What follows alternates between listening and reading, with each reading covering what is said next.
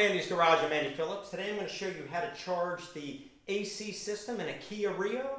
And the reason I'm doing this video specific for the Kia Rio is because this is a little bit different than some of the other vehicles. If you're looking for a video just on how to recharge your AC system in general, you can check out the video I did, which is more generic, via the link above.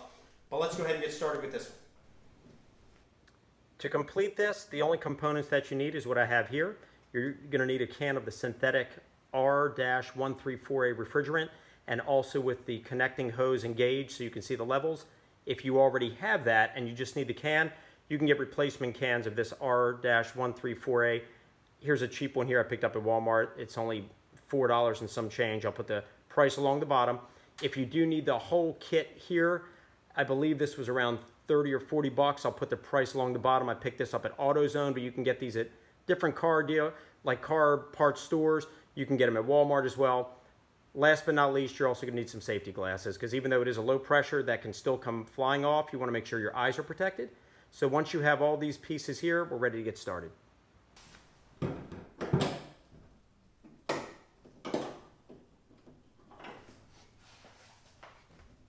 The first thing that we need to do is we need to locate the low pressure port, which on this car we need to remove this little engine cover first because it's tucked back here.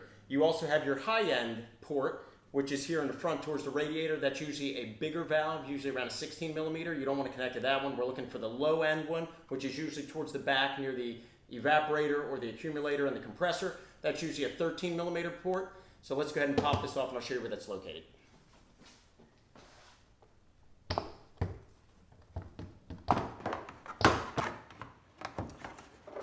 And I'll point it out to you right back here. You see the silver line right back here. That valve, that is your port. That's the low pressure or the low end port right there. That's what we're going to be connecting to in order to be able to recharge it with the coolant.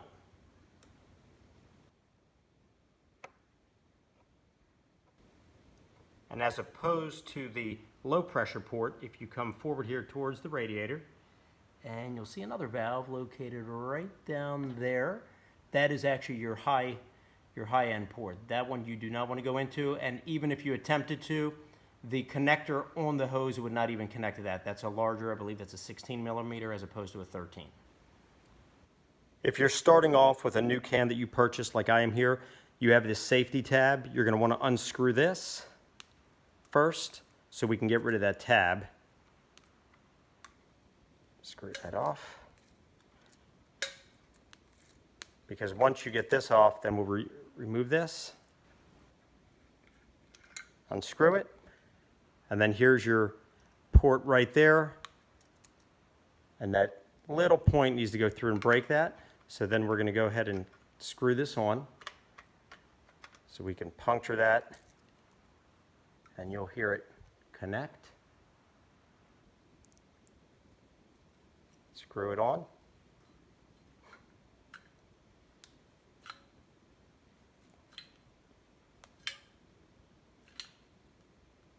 There we go. Good. Now that we've located all of the areas that we're going to be working in with the low pressure port, sometimes that port will have a cap screwed on it. In this case, it did not, but if you did, you would remove that. You always want to make sure to put it back on when you're done. But since this one doesn't have it, we're just going to connect to it.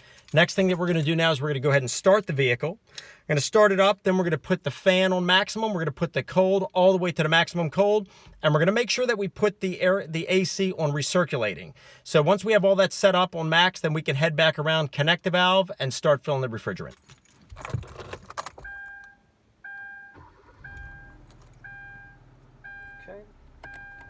Maximum, make sure you have it on the vents, maximum cold. This is your recirculating right here. Make sure it's on that. AC, we're good to go. And right here, it's actually coming out very, not warm, but it's a very mild cold, so definitely in need of a charging. So let's head back under the hood so we can start it up. Before you start, it's very important that you read the instructions on the back of the refrigerant can. There's a whole process that you want to follow. You always want to hold the can in an upright position, like a 12 o'clock position, but you want to be rotating it from an upright position to the side while shaking it in between, and you want to rotate it approximately every 15 seconds just to keep the refrigerant flowing properly. But I would highly recommend reading all the instructions on whatever can that you're using. Some of them may differ slightly, but for the most part they're all the same. You always want to make sure that as you're filling up, you do not go into the red. You want to go into the green. Even if you go into the yellow just pretty much means that you don't need to add any more refrigerant. But really the green zone, as you're looking here on the gauge, is where you want to kind of keep it. You want to keep it within the green, but if you do go into the yellow, it's not the end of the world, but you definitely don't want to be pushing it into the red because then you could overfill it and cause some problems. Make sure to shake can very well before starting, and then once you're done shaking it, go ahead and take the valve connector and you want to go ahead and connect it to the AC, the low end port right here. You're going to do that by compressing that down to open up the little grip on it, and then when you slide it over the valve and let it go, it'll lock on right here. You can see we have a tight fit. Make sure it's tight. Next, we're going to go ahead and get a reading. As you can see here on the gauge, this system is very low. So the next thing that we're going to do is we're going to then squeeze that trigger and start adding the refrigerant to it. And as we mentioned already, you want to make sure that you're rotating that and shaking it as you're doing that, and periodically just checking the gauge so you can make sure that you do not go beyond the green or even the yellow. You can go into the yellow a little bit, but you do not want to go into the red at all. We're filling it now. You can see we're almost at the maximum on the green. Still got a little bit of space, so I'm going to go ahead and press this trigger back down after we shake the can up a little bit, get everything circulating really good. And we're going to go ahead and pump a little more into this and try to get it all the way to the maximum on the green for the optimum performance of the AC. Go ahead and see here.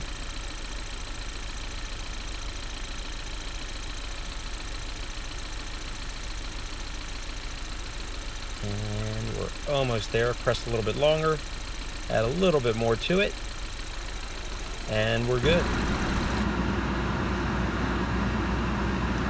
The AC is getting colder. It's not 100% cold. Let me turn this down. It's not 100% cold, but it is getting colder. I'm gonna get just a little bit more, take it up to the max. You don't want to go into the red. You do not want to go into the red because then you'll overcharge your system. So I'm going to put a little bit more in it so that way we can make sure that it's fully charged, and I think that'll wrap it up.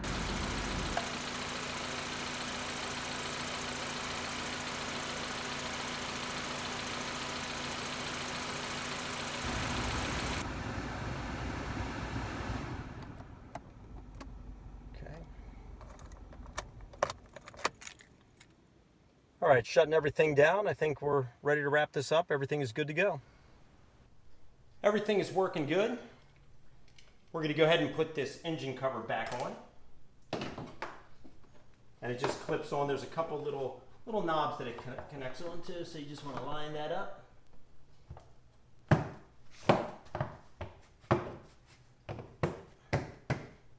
There you go.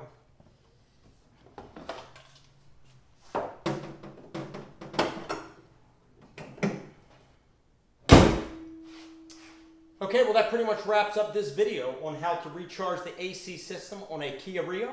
I hope this video was informative for you. I hope that it helped you out. Please send me any questions or any comments. I would love to hear from you. As always, I appreciate all the support, so please like the video, subscribe to this channel as I'm always posting new content. I'll see you next time.